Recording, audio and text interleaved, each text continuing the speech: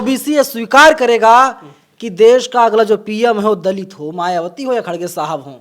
कोई भी होगा बिल्कुल हमें स्वीकार है। ओबीसी खुद तय करेगा कि उसे क्या करना है। उसे ना हिंदू बनना है, ना उसे मुसलमान से लड़ना है, उसे अपने हक अधिकार चाहिए। अभी मध्य प्रदेश में जो भी भर्तियां निकल रही हैं उनमें बैकडोर से आरएसएस के चड्डी छाप नेताओं को अपने आप घुसाया जा रहा है। मिले मुलायम कांसी राम, हवा में उड़ गए जय श्री राम। अरे मोदी जी काशी से, बनारस से सांसद हैं। कहीं से सांसद बने रहे हैं। यदि ईवीएम हटा दें तो ये जहां से भी होंगे वहां से चुनाव आ जाएंगे। बेईमानी और धोखाधड़ी से तो कुछ भी संभव हो सकता है। कौन बेईमानी कर रहा है? इस देश का मुखिया। चौकीदार हैं, ईमानदार हैं। चौकीदार ये चोर है। नीरव मोदी, विजय माल्या, ललित मोदी, इनको जेल में डाले और अडानी के खिलाफ कार्रवाई।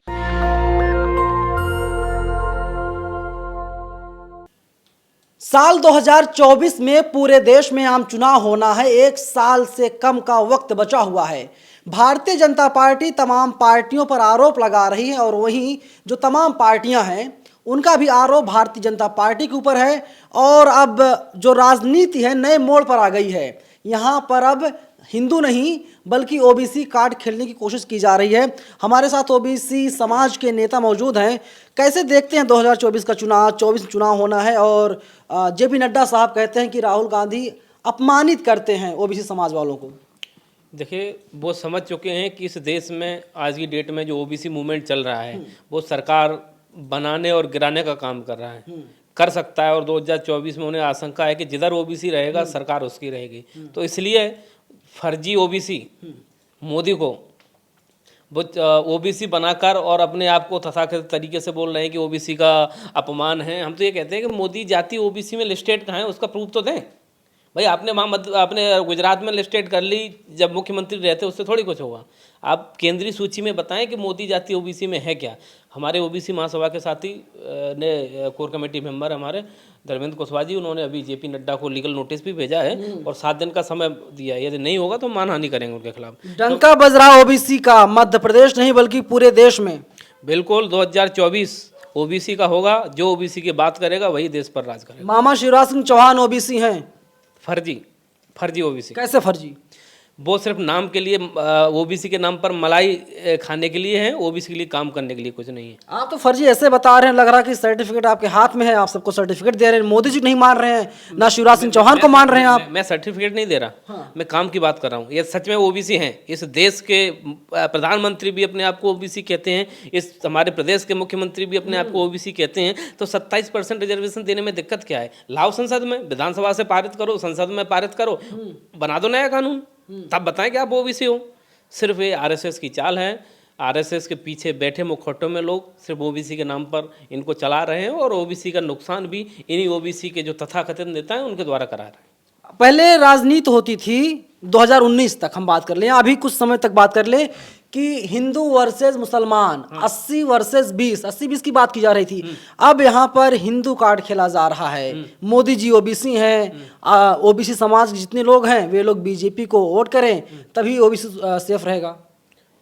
उनके कहने से कुछ नहीं, वो तो जाने क्या क्या करते हैं, उनसे थोड़ी होता है। वो ओबीसी जागृत हो गए। ओबीसी खुद तय करेगा कि उसे क्या करना है। उसे ना हिंदू बनना है, ना उसे मुसलमान से लड़ना है, उसे अपने हक अधिकार चाहिए। जो हक अधिकार देगा उसके साथ रहेंगे। आप ये बता रहे थे ना कि अभी शिवराज सिंह चौहान जी का कि आप तो सर्टिफिकेट बांट रहे हैं, तो बताएं शिवराज सिंह चौहान जी, जब बीपी मंडल जी ने जब मंडल आयोग का गठन किया था, फिर उसके बाद जब बीपी सिंह की सरकार आने के लिए उन्होंने घोषणा की थी, तो भोपाल स्टेशन पर बीपी सिंह पर, जो उस समय के तत्कालीन प्रधानमंत्री थे, उन्होंने ओबीसी का जो रिजर्वेशन लागू किया तो उन पर पत्थर फेंकने वाले शिवराज सिंह चौहान कैसे ओबीसी हो सकते हैं, बताओ। मैं कोट कर रहा हूं, जब BP Singh ji OBC reservation की घोषणा करके भोपाल गए थे तो भोपाल स्टेशन पर शिवराज सिंह चौहान के नेतृत्व में, ये अखिल भारतीय विद्यार्थी परिषद में थे, इन्होंने पत्थर फेंके थे बीपी। आप लोग बार बार बात करते हैं कि आरक्षण की, रिजर्वेशन की, क्या करेंगे? मध्य प्रदेश में विकास की गंगा बह रही है साहब।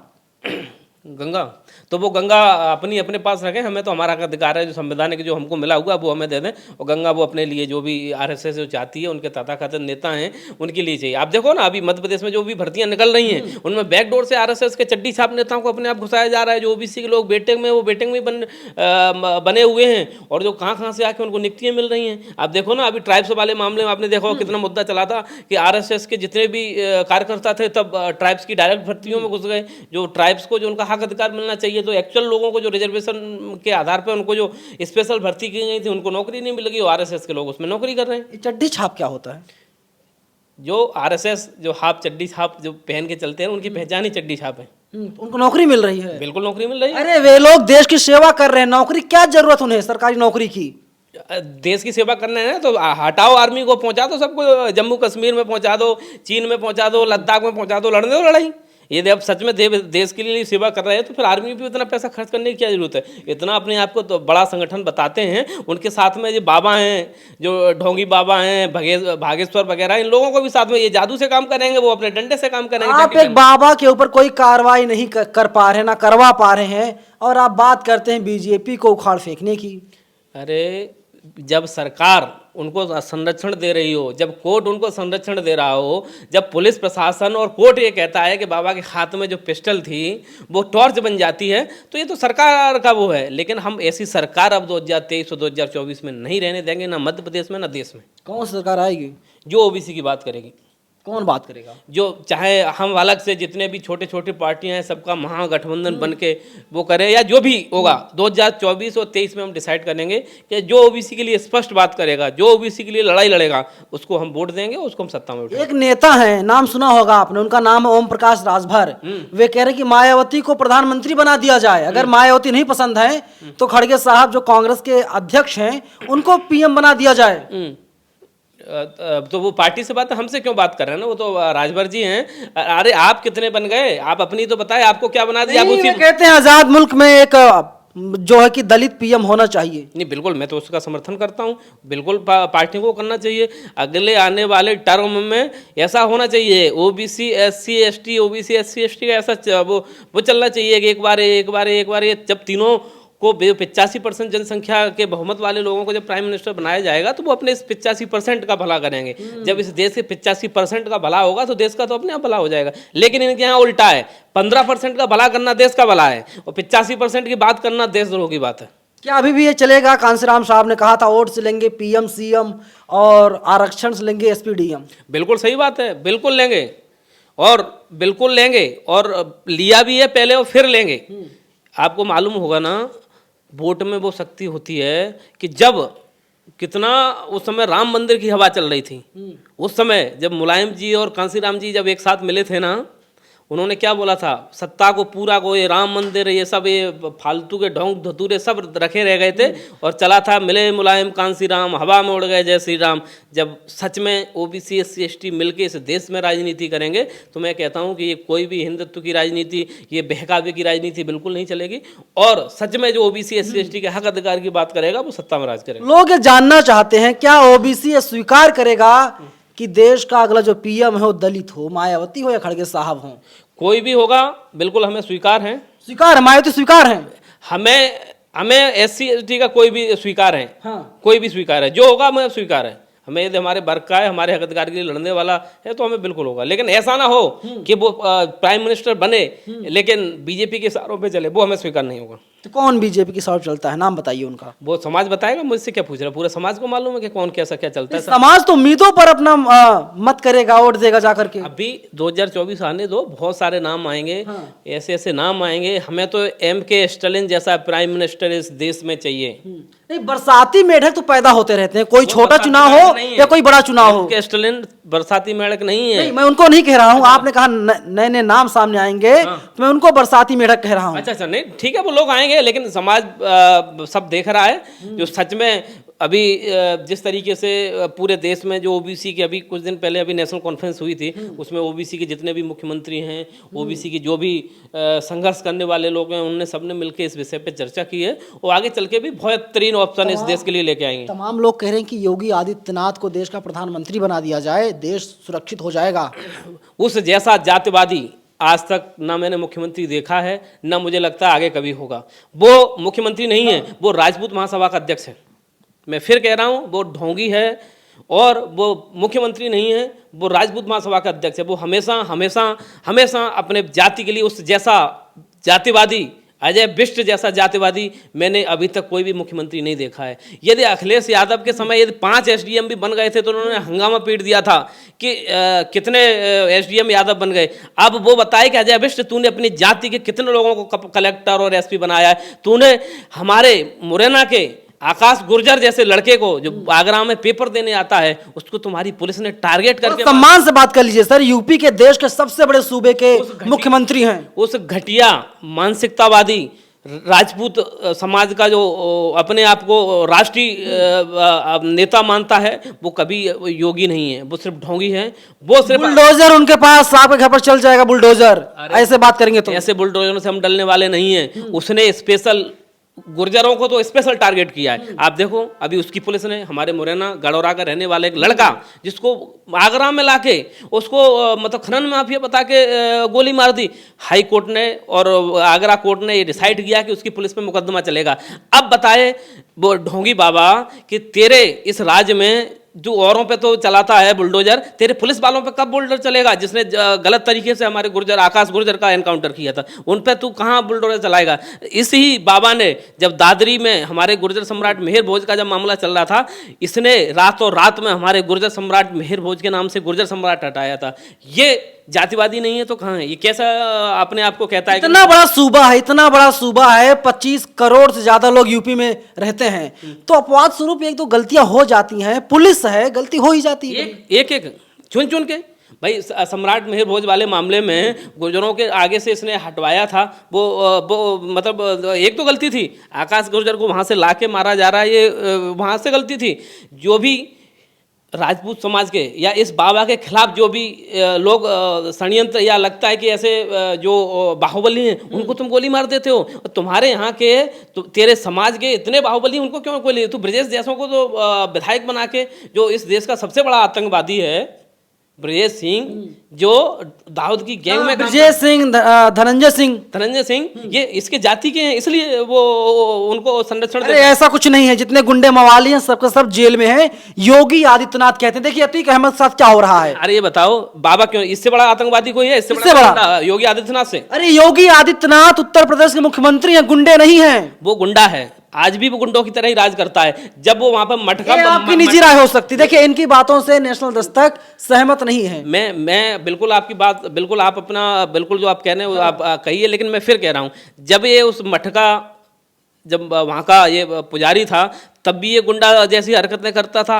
आज इस प्रदेश का मुख्यमंत्री बन गया है तब ये गुंडा जैसी हरकतें करता है। कड़े फैसले लेने पड़ते हैं, नरेंद्र मोदी जी भी लेते हैं। अरे तो कड़े फैसले अपनी जाति देखकर क्यों लेते हो ना? दूसरी जाति पर भी सबका साथ सबका विकास हो रहा है सर उत्तर प्रदेश में। नहीं, सिर्फ उसी की जाति का विकास हो रहा है, किसी भी दूसरी क्या बात करते हैं? राशन सबको मिल रहा है, सिलेंडर सबको मिल रहा है। आईएएस आईपीएस कौन से जाति के हैं? उसमें उनका क्या योगदान है? बनाने वाला तो वो है। आज की डेट में हर जगह आप उसके में देखियो, सबसे ज्यादा आईएएस आईपीएस उसकी जाति की हर जिले में। अब जाति पेपर लीक नहीं हो रहे उत्तर प्रदेश में, कोई घोटाला नहीं हो पा रहा है, जो घोटाला कर रहा सीधा जेल जा रहा है। अच्छा, अभी जो उसी के जाति के व्यक्तियों ने जो अभी जो भर्ती निकली थी अभी, जिसमें ओबीसी के लोगों को बाहर निकाल दिया था, उसमें बहुत सारे लोगों को फर्जी नियुक्ति निकली, ऐसा लोग बताते हैं। सिर्फ उसी की जाति के लोगों को घोटाला कहां से फिर हुआ? नहीं, आरोप लगना अलग चीज है, दोष साबित होना अलग चीज है। सर आरोप लग रहा है, यदि कहीं धुआं निकला है तो कहीं ना कहीं आग लगी होगी ना, ऐसे तो आरोप नहीं लगता ना। कहीं कुछ तो रहा होगा, ज्यादा नहीं रहा होगा, थोड़ा रहा होगा, लेकिन कुछ तो है। हम आते हैं राष्ट्रीय मुद्दों पर। एक बात बताइए कि जो आजकल मीडिया में बहुत छाए हुए हैं, धीरेन्द्र शास्त्री आपके यहाँ से आते हैं, तो कब तक वे रहेंगे? आप लोगों ने दावा किया था कि मार्च के महीने में हम उनको भगा देंगे, हम ये कर लेंगे, हम वो कर लेंगे। अप्रैल बीतने को साहब, आज 7 तारीख है।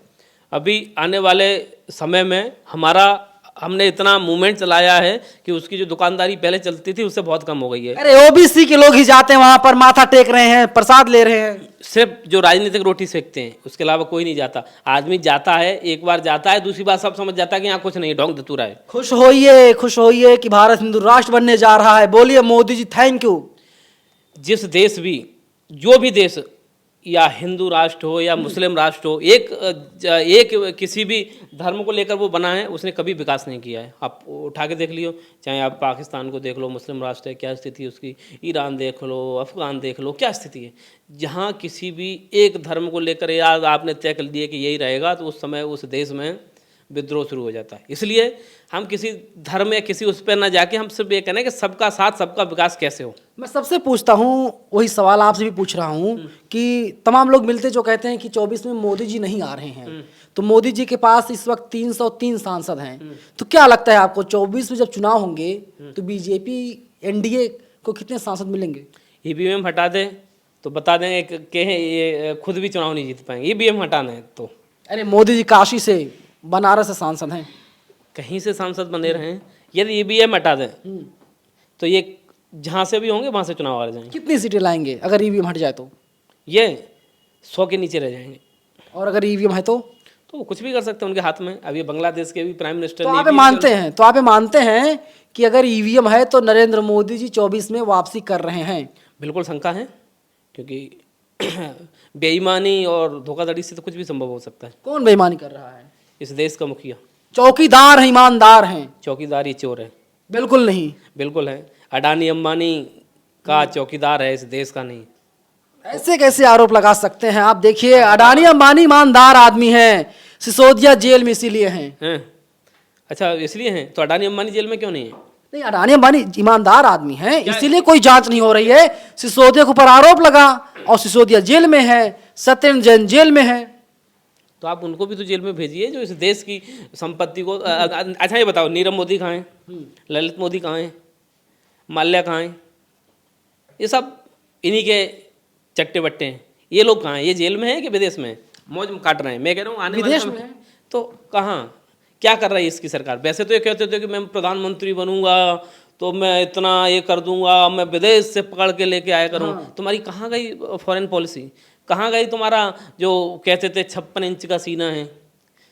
56 इंच का नहीं, 56 इंच का तो कुछ नहीं, किसी भी इंच का सीना नहीं। यदि तब मानूं नीरव मोदी, विजय माल्या, ललित मोदी, इनको जेल में डाले और अडानी के खिलाफ कार्रवाई हो। आप अडानी को ले लेके अपने हेलीकॉप्टर उसमें उसके चार्टर्ड प्लेन में बैठ के तुम दूसरे देशों में, साउथ अफ्रीका, इनमें जाके उसको खदान दिलाते हो। तुम देश के चौकीदार हो या अडानी अंबानी के चौकीदार हो?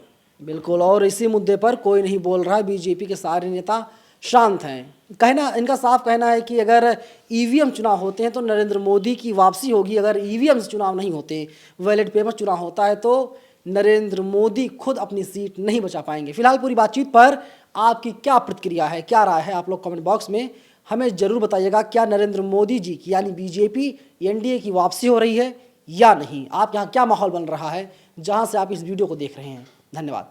नेशनल दस्तक की आपसे गुजारिश है कि अगर इसको बचाना चाहते हैं तो नेशनल दस्तक को सब्सक्राइब करने के लिए रेड कलर के सब्सक्राइब बटन को दबाएं, फिर बेल आइकन की घंटी दबाएं। नेशनल दस्तक को बचाने के लिए बहुत जरूरी है कि हर खबर को शेयर करें, लाइक करें, कमेंट जरूर करें।